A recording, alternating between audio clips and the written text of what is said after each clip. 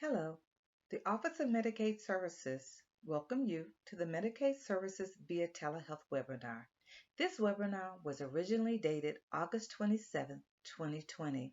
It has been revised as of 9/22/2020 for updates to the telehealth services.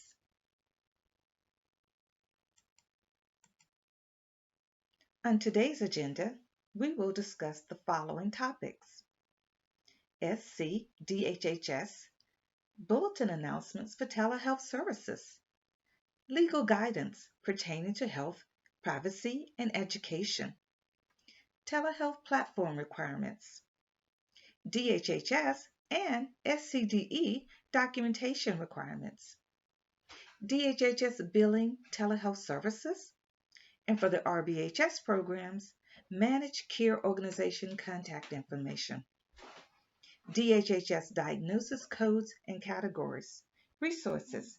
We will provide resource information on how to document and bill telehealth services. Questions can be submitted later by email, and OMS will answer through FAQs on the Medicaid website at another time. Let us begin to talk about SCDHHS Bulletin Announcements for Telehealth Services. On March 13, 2020, the President declared a national emergency due to COVID-19, and Governor McMaster declared a state of emergency for the state of South Carolina.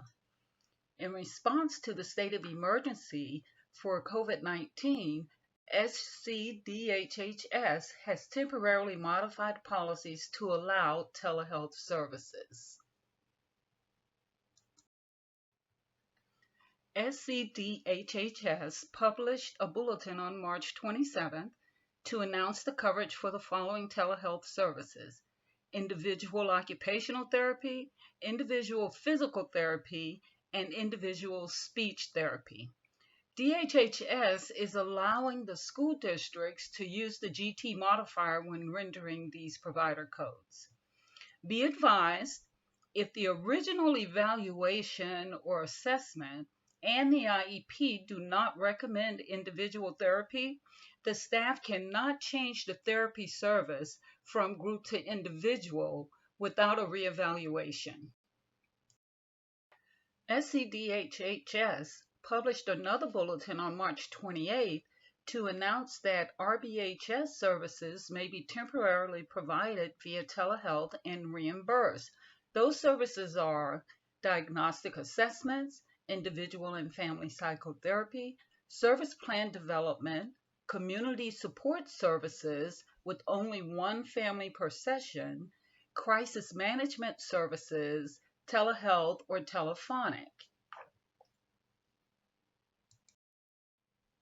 And now I'm going to talk about legal guidance pertaining to health, privacy, and education.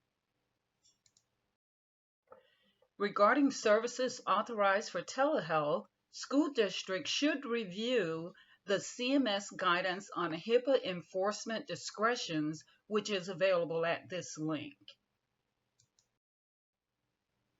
Guidance on FERPA for school-based services.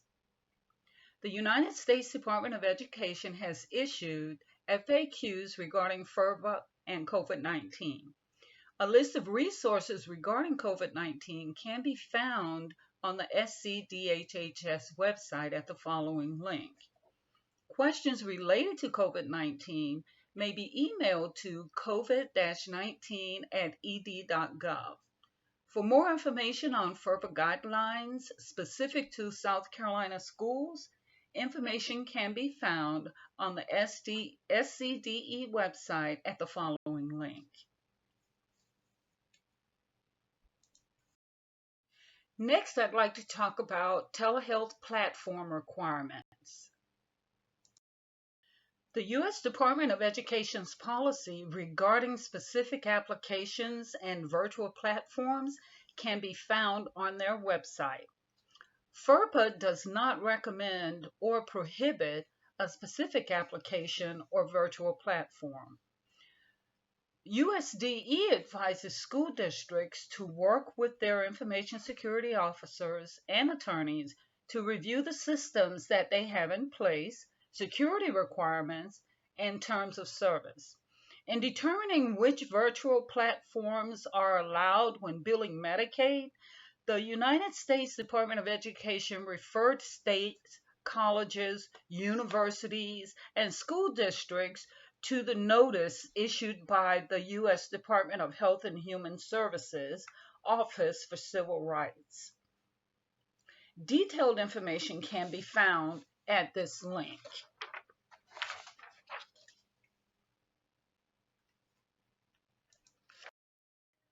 DHHS states that the Office for Civil Rights will exercise its enforcement discretion and will not impose penalties for noncompliance with the regulatory requirements under the HIPAA rules against covered healthcare providers in connection with the good faith provision of telehealth during the COVID-19 nationwide public health emergency.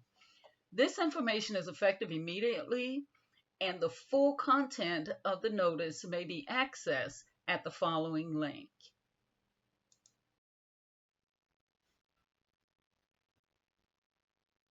Hello, I'm going to talk about SCDHHS and SCDE documentation requirements. SCDHHS electronic signature policy. When an electronic health record system is being utilized, Medicaid will accept electronic signatures on treatment plans, i.e., individualized education plan, individualized health service plan, individual treatment plan, and the individual plan of care. Information on electronic signatures can be found in the new Medicaid Provider Administrative and Billing Manual located on the SCDHHS website. All signatures must follow HIPAA requirements and be compliant.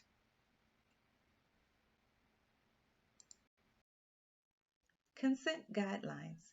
SCDHHS has not revised the Medicaid consent requirements, which are located in the LEA and RBHS manuals. Standard consent forms for Medicaid services must be signed. The Medicaid notification of use of public benefits or private insurance to pay for services form must be given to the parents annually. See the SCDE website for copies of all consent forms. A copy of the annual Medicaid notification form must be in the student's file when a copy is given electronically, or a hard copy form must be kept in the general Medicaid file for review. Also note, Medicaid does not have a separate telehealth consent form. The school district must ensure all contracted providers follow these procedures. Guidance on telehealth consent. Providers should refer to the South Carolina Labor Licenses and Regulation regarding written telehealth consent requirements.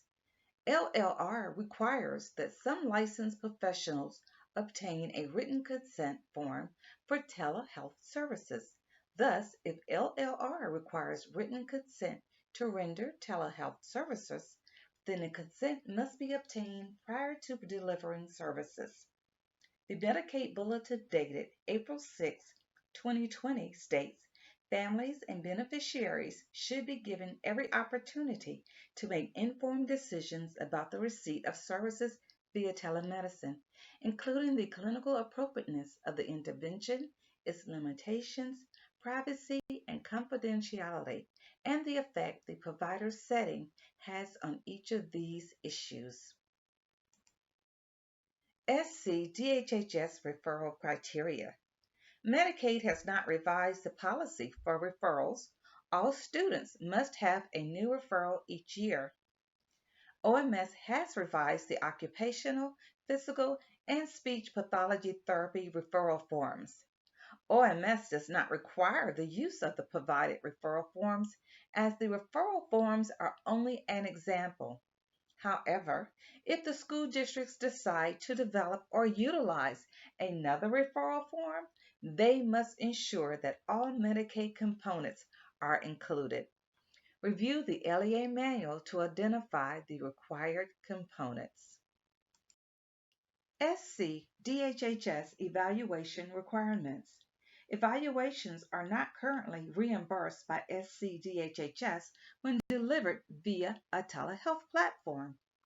Medicaid criteria for reimbursement for the evaluation include evaluations must be completed face to face. Evaluations must continue to meet all LEA manual requirements to be reimbursed by Medicaid. Please note when the assessment is completed via telehealth, which is not reimbursable because it does not meet Medicaid standards, the services identified or recommended are also non reimbursable. SCDHHS treatment plan criteria. The Medicaid process for developing and amending a treatment plan has not changed, and information can be found in the LEA and RBHS manuals. When billing Medicaid for services, the therapist cannot change the therapeutic session from individual to group without amending the IEP. The school district staff must follow the Medicaid process before amending all IEPs. Please note, for IDEA purposes, the decisions made by the IEP team regarding services must be made based on the needs of the student and cannot be based on whether or not the services are eligible for Medicaid reimbursement. Documenting telehealth clinical service notes. When documenting telehealth clinical service notes, Medicaid gives clear guidance on services that can be delivered via telehealth. See the Medicaid Bulletin number 20-008 and number 20-016. Both bulletins can be found on the Medicaid website at www.scdhhs.gov/Medicaid-bulletins. See the LEA and RBHS manuals for a complete list of clinical service notes requirements. Documenting telehealth progress summary notes. When documenting telehealth progress summary notes, the documentation must include the following information: justification for not adhering to the frequency and duration outlined in the IEP IFSP.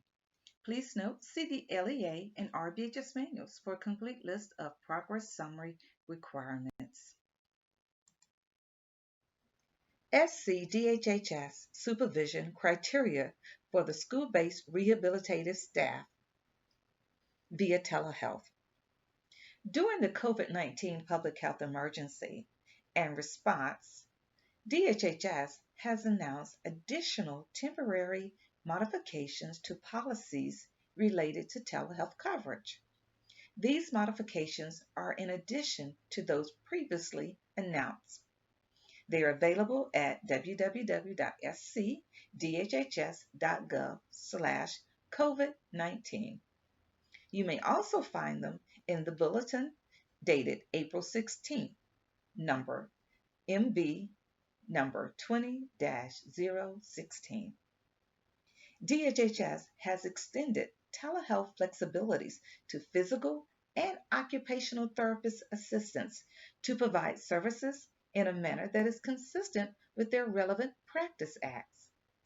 Supervision requirements, standard of care, authorization requirements, service limits, and standards for medical necessity continue to apply. The policy changes will remain in effect for the duration of the current declared public health emergency, unless SCDHHS determines they should sunset at an earlier date. SCDHHS will begin accepting claims for these policy changes beginning May 1st, 2020, for dates of service on or after the date of this bulletin. SCDHHS supervision requirements for the RBHS program staff via telehealth. During the COVID-19 public health emergency and response as of April 15, 2020, SCDHHS has announced additional telemedicine flexibilities to several categories of licensed independent practitioners in behavioral health and therapeutic professionals that require supervision. See the SCDHHS Bulletin MB number 20-014. This authority will extend through the period of the current federal declared public health emergency unless rescinded, modified, or suspended by the additional guidance issued by the state at an earlier date. The following staff may provide telehealth services with supervision: licensed professional counselors associates, licensed marriage and family therapist associates, psychologist postdoctoral pending licensure. Again, this bulletin went into effect April 15, 2020, and DHHS will notify you upon its sunset.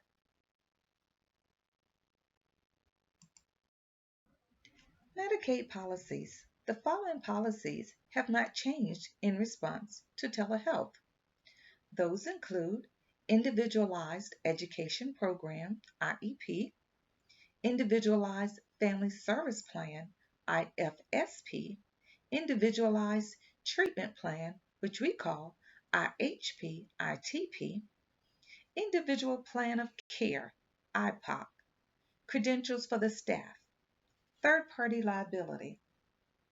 School districts must continue to follow the LEA and RBHS manuals for policy guidelines. We will now talk about billing telehealth services.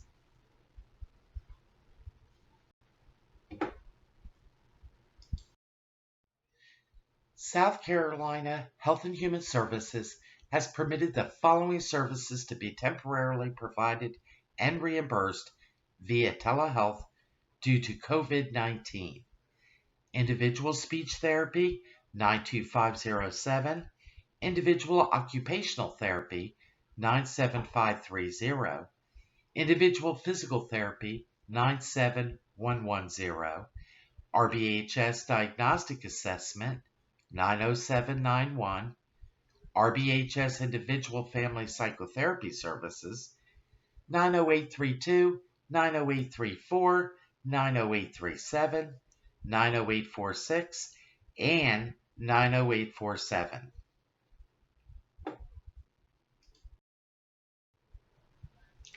RBHS Service Plan Development H0032, 99366, 99367.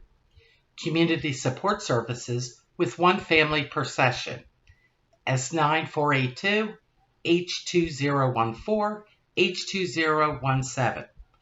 RBHS Individual Crisis Management Services can also be rendered telephonically, H2011. The codes and frequency and rates can be found on the OMS, LEA, and RBHS fee schedule. The hyperlink is attached for your convenience.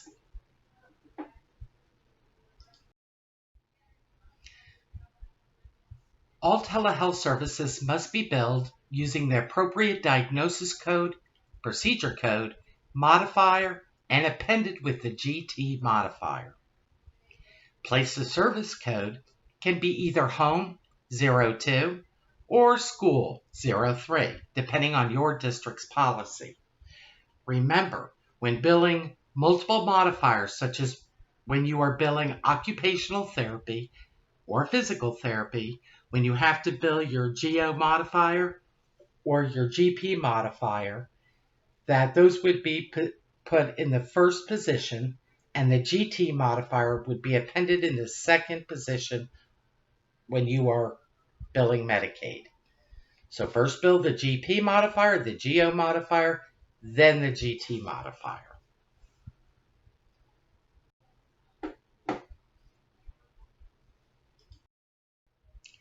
Managed Care Organizations, MCOs, contact information. Managed Care Organizations Guidelines. Consult with each MCO regarding their telehealth policies and procedures. Absolute Total Care, 803-875-4264. Healthy Blue by Blue Choice of South Carolina, 803-382-5855. 5383. First Choice by Select Health, 888-559-1010. Molina, 843-745-2700, extension 312112. WellCare South Carolina, 803-213-1661. South Carolina Department of Health and Human Services has issued guidance to managed care organizations to operate within necessary flexibility to ensure continuity of care with respect to prior authorization and documentation requirements for providers. See the SCDHHS website for Bulletin on Coronavirus Disease 2019, COVID-19, Temporary Policy Updates, Medicaid Bulletin 20-003, and Coronavirus Disease 2019, COVID-19, Temporary Telephonic and Telehealth Services Updates, Behavioral Health Coverage, Medicaid Bulletin 20-009.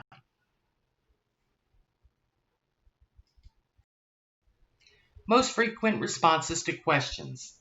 Reference is South Carolina Department of Health and Human Services Bulletin, Coronavirus Disease 2019, COVID-19, Temporary Telephonic and Telehealth Services Update, Medicaid Bulletin 20-14. Providers engaging in the telemedicine services are required to ensure that the quality of care delivered is the same as if engaging the beneficiary in a face-to-face format. Beneficiaries that are unable to self-direct or engage with a telephone or audio-visual device without a provider's presence may require face-to-face interactions to receive the therapeutic effect of the interventions detailed. Only certain individual services are eligible for telemedicine. Group or multifamily interventions are not reimbursable, nor are services with staff to beneficiary ratio is greater than 1-to-1.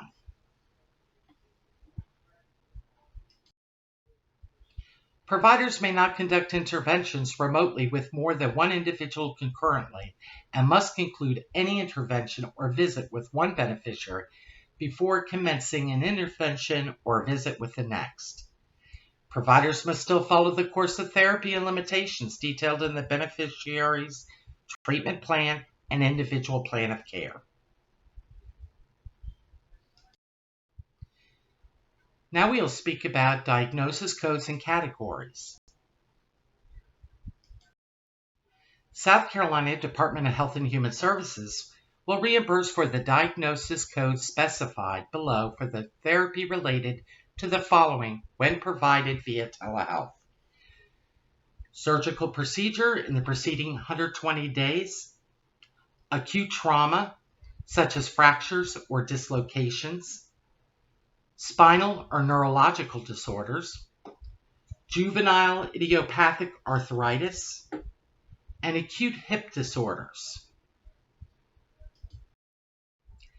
Therapy providers may also provide services via telehealth if the provider has determined and documented that deferring care would be clinically detrimental for therapy related to the following: congenital abnormalities, cerebral palsy, genetic disorders, Down syndrome, autism spectrum disorder, prematurity, apraxia, and global developmental delays.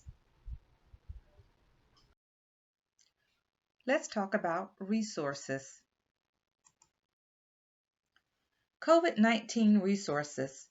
OMS has provided reference guidelines on telehealth training and instructions. Information can be located on these hyperlinks. Delivering care safety during COVID-19, telehealth guidelines. You can find this information located at the United States Department of Health and Human Services, hhs.gov. SCDE memos on COVID-19 and IDEA guidelines can be found on the SCDE website, ed.sc.gov newsroom. The South Carolina Department of Health and Human Services also has bulletins on telehealth services. They can be found at msp.scdhhs.gov COVID-19. OMS has placed information on the SCDE OMS website, and you can find OMS Medicaid policies and training under the ed.sc.gov district/schools Medicaid. Questions.